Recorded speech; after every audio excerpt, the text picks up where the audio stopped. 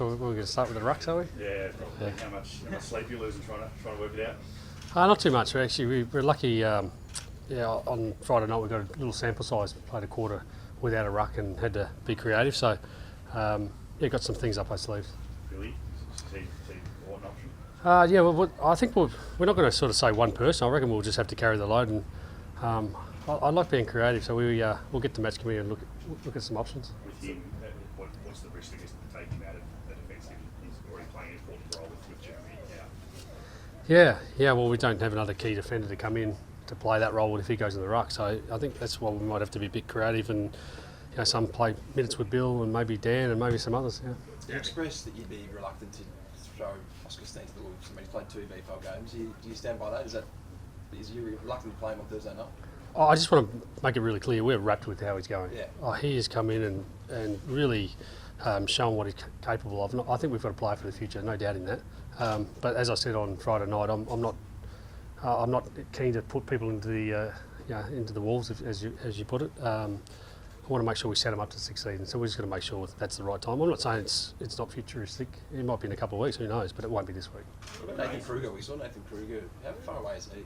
Yeah, Cricks is only a couple of weeks away, so he's training really well.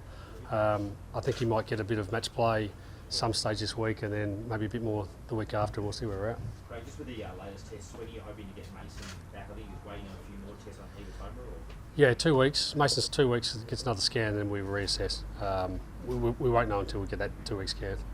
Craig, if this was the NBA, you could probably go and sign someone for 20 days. Yeah, you're a big lad. Are you available? Is that a lever you'd like to pull in the future, or are you happy just to cop your whack with your list? No, I'm big on that mid-season trade. I think it'll be great for the game. Within the right parameters, I think it'll add something for the fans. I'd enjoy that, and opportunities like this, for example, come up and we might need someone. I'm a big fan for the mid-season trade. Saw Dan just having a chat with Mason before, and while Mason's not out there, how's they able? Why are you trying to solve that puzzle to have someone like that to sort of impart that knowledge while you try and fill the hole? Yeah, it's funny. It's an American teaching others how to play AFL footy. It shows how far he's come. I remember when he first started, Mason, he had no idea how to play and the rules, and now he's been fantastic for young Oscar this year. It's just little bits of craft, and we'll definitely tap into that. Do you tap into him this week? Obviously, he was only there 6 or 7 months ago, and he spent a decade there. Do you tap into him? Yeah, I'm organising a catch up with Dan this afternoon. We've got opposition match committee this afternoon, and I'm going to spend some time with Dan and get a bit deeper into that. It was nice to see the players go and visit, a couple of the players visit Jeremy over the weekend. How's he tracking, and when's he hoping to get out of hospital? Yeah, my understanding he's out either today or tomorrow. At one stage the door just kept knocking, everyone was going to see him, which just shows a little bit about our culture, how much we care about him and others. But my understanding he leaves either today or tomorrow. What are your thoughts on Jack's performance in the VFL coming back? Yeah, I think he did enough. Went out to Port Melbourne on Saturday night, and he looked like an AFL player at VFL level, which is what we want all our players. I must admit, Jacob Ryan, the young draftee this year, and Ed Allen, they look really impressive. Those 2 kids are going to be really good for us in the future. So there's lots of players playing above the level down there. We spoke post-match about the potential to play maybe him alongside McCreery and Hill. I mean, is there a spot there? Those guys have played pretty well for the first few weeks. Yeah, it'd be interesting. We haven't finalised this week, but whether he's done enough to go past someone or to put his name up there, I'm not sure. There'll be an element. When he plays, he definitely will have earned it. So a few of the supporters talking about Allen and Ryan. Craig, obviously, you just mentioned they had 25 odd touches each. Yep. How far away are they from those potential senior? Yeah, I really like both of those lads and others. It's pleasing to go down there, like I said, watch the VFL. They'll play AFL footy this year if opportunity presents. They're playing at a level that, just ask questions. I've always thought players pick themselves, and right now there's many players at VFL looking ready to play. You must be really happy with the pressure that gives you from underneath, just how the VFL team's progressed over the first 2 weeks. Yeah. Josh Fraser, head of academy, and Nev Jetta and Andy Ott, and these guys have done a fantastic job getting that group, ready to play. And I suppose if your role models are Darcy Moore and these others, they get to play them in training. They get to see the level that's required. Just on the percent discussion over the weekend, Craig, do you sort of instruct your players to take for the avoidance of doubt, just don't do it? We don't want to be giving up a 50 or a goal at a crucial time. Yeah, look, we play within the rules, and the rules were pretty clear last year. It became pretty apparent early last year what was the change was coming, and we adapted like all the teams have adapted. And if there's going to be area on one side and the other, I think that's just the natural course of the game, and I think we play within the rules.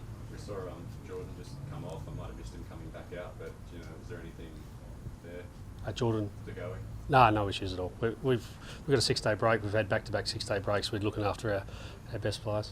Just on Reece McInnes, you used him as a sub first 2 rounds, and you put him back to the VFL.